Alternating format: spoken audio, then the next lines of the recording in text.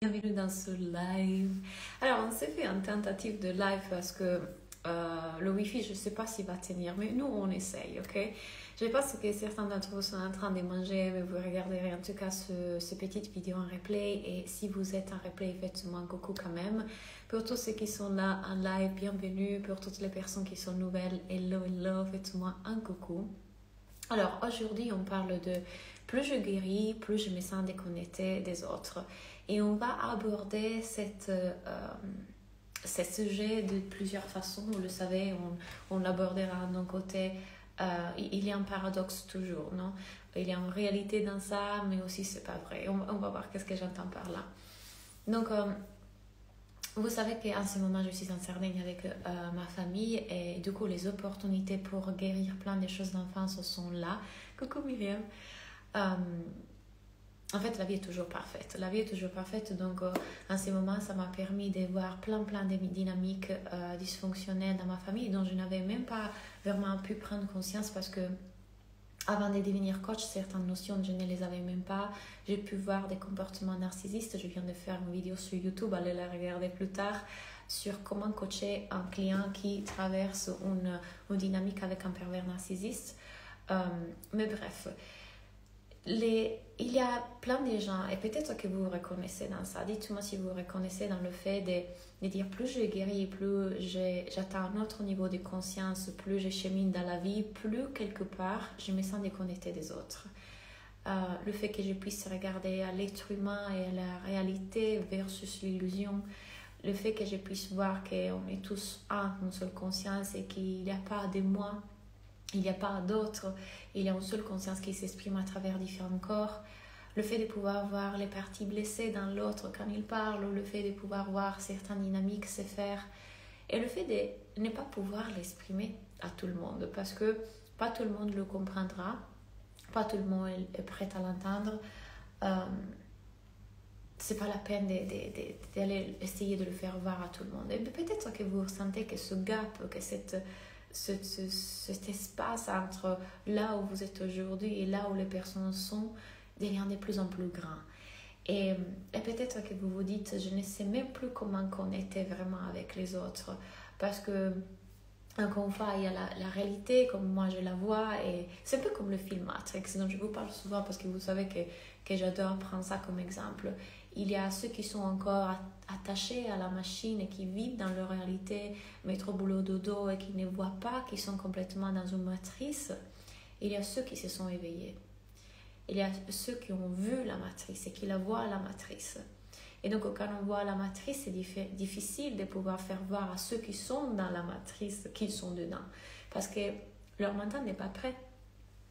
Parce que parfois, ils ne comprendront pas. Et c'est totalement ok. Et c'est totalement ok. J'ai cru tellement pendant longtemps que le fait que je puisse avoir cette perspective de l'être humain, du monde, de la réalité versus l'illusion de moi-même était l'élément qui faisait qu'il y avait une déconnexion entre moi et les autres. Je me rappelle même quand il y a 7 ans, parce que j'ai commencé mon business il y a 7 ou 8 ans. J'étais en couple avec un ingénieur. Et toute sa famille était ingénieure. Et moi, je débarque là avec mes croyances sur la spiritualité et l'âme et le fait que pour moi existe la réincarnation et toutes les choses sur lesquelles je fonde ma vérité, qui pour eux sont complètement hors des questions. Je me rappelle avoir eu des conversations avec mon ex-ingénieur sur le fait que moi, je crois dans l'existence de l'âme. Et lui, absolument pas. Il prenait ça comme ridicule, presque il rigolait de ça. Et ce gap, en fait, dans les années, est devenu encore plus grand. Parce que si, à l'époque, il y a 8 ans, c'était ça ma façon de voir le monde, aujourd'hui, que je peux voir encore plus, il y a encore un gap plus grand qui se crée, n'est-ce pas? Jusqu'à, petit à petit, réaliser une chose. Qui est la partie en nous qui a besoin que les autres voient le monde comme nous on le voit? Qui est la partie de nous qui a besoin que les autres soient comme nous? qui est la partie en nous qui a besoin qu'il puisse comprendre. Un jour, j'ai eu un coaching avec ma coach. Et elle m'a dit, c'est vrai que plus on avance dans cette réalité, dans cette façon dans ce nouveau paradigme de voir la non-dualité de la réalité, plus il y a une distance quelque part qui se crée entre ceux qui ne voient pas ça. Mais à la fois, plus on avance dans cette direction, plus on se rend compte qu'on n'a jamais eu besoin que les autres soient différents de ce qu'ils sont, ou qu'ils croient dans ce qu'on croit, ou qu'ils voient ce qu'on voit, pour être bien avec eux, avec nous, avec le tout. Et donc, petit à petit, les deux choses peuvent coexister en moi. Le fait que peut-être je me retrouve dans un groupe de personnes qui parlent de la météo et qui parlent de la politique ou qui parlent des choses que moi je ne sais pas avoir ces conversations-là. Mais je peux être complètement bien à être là, juste un observateur, sans demander à que la conversation soit différente pour que moi je puisse me sentir différente, sans demander qu'eux le voient ou qu'on aille des conversations sur la spiritualité, sur l'être humain, sur la psychologie humaine, pour que moi je sens qu'on est plus proche.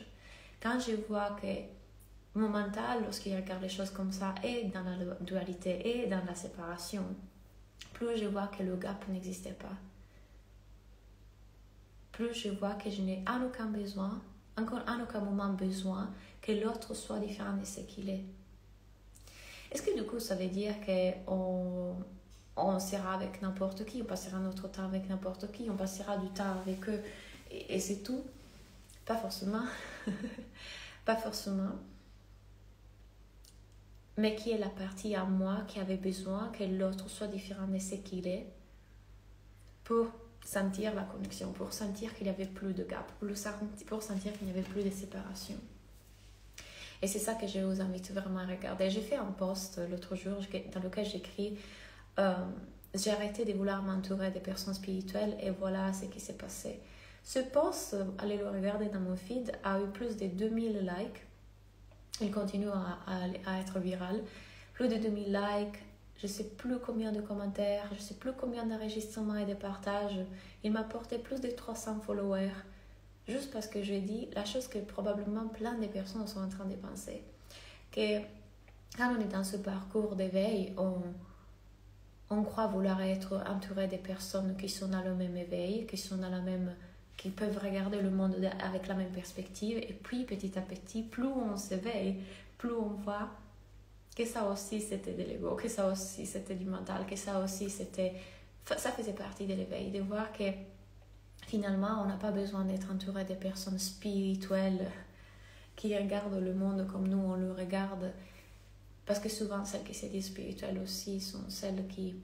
les 5 fois, ça c'est un jugement, c'est un jugement parce que je peux pas faire de tout... comment on dit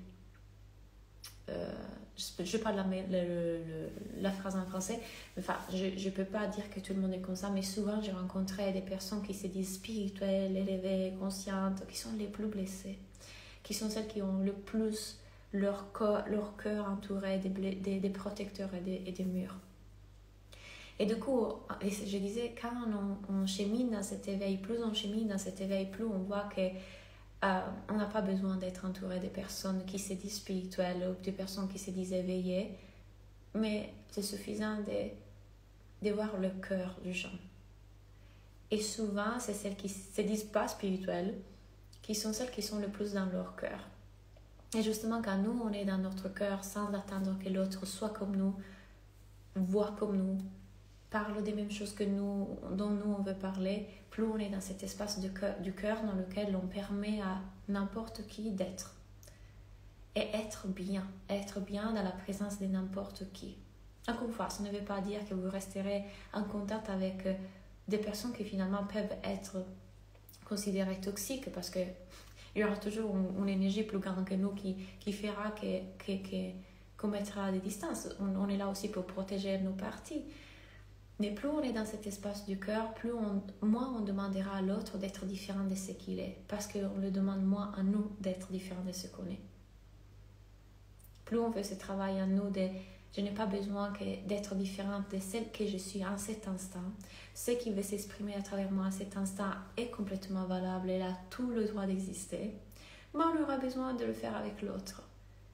On n'a pas besoin que l'autre soit éveillé, spirituel, parle de conscience, parle de non-dualité. Il voit le monde comme nous pour être bien. Donc les deux choses existent. Plus je guéris et plus je m'éveille, plus je sens un gap qui se crée entre moi et les autres, oui. Et à la fois, plus je guéris, plus je m'éveille, moins je sens de gap et de distance avec les autres. Du moment dans lequel je reviens dans mon cœur, dans cet espace de cœur, moins j'ai besoin que l'autre soit différent de ce qu'il est. Ma soeur, ma mère, mon conjoint, mon patron, mon père, ils peuvent être complètement ce qu'ils sont sans devoir être ce que mon mental croit qu'ils doivent être pour qu'on puisse se sentir connecté. Cette connexion a toujours été là, ne peut pas être enlevée, on est une seule chose. Et à la fois, probablement on ne parlera pas le même langage, et à la fois on ne se comprendra pas. Et c'est ok. Et à la fois, vous avez pas besoin, même pas d'essayer de vous rapprocher, de parler des choses qui vous tiennent à cœur et que peut-être ne peuvent pas être entendues. Et c'est ok. Est-ce que vous êtes ok avec le fait que certaines personnes ne verront pas les choses comme vous, ne comprendront pas les choses comme vous, ne seront pas dans la même vision du monde que vous? Peut-être vous serez dans deux planètes complètement différentes. Et si c'était ok? Encore une fois, la question à se poser ici, c'est quelle est la partie en moi qui voulait absolument qu'on soit dans la même vision du monde, qu'on soit pareil, qu'il pense comme moi, qu'il voit les choses comme moi? C'est l'enfant blessé. C'est toujours cette partie de nous, un blessé qui croit être déconnecté du tout. Du tout. Alors que cette connexion est toujours là. Et donc, quand on voit ça, on n'a plus besoin que l'autre soit différent de ce qu'il est. Et à la fois, c'est complètement ok que vous n'ayez pas forcément cet élan de passer votre temps ou la majorité de votre temps avec tout le monde. Je ne pourrais pas passer la majorité de mon temps avec n'importe qui. Et c'est ok.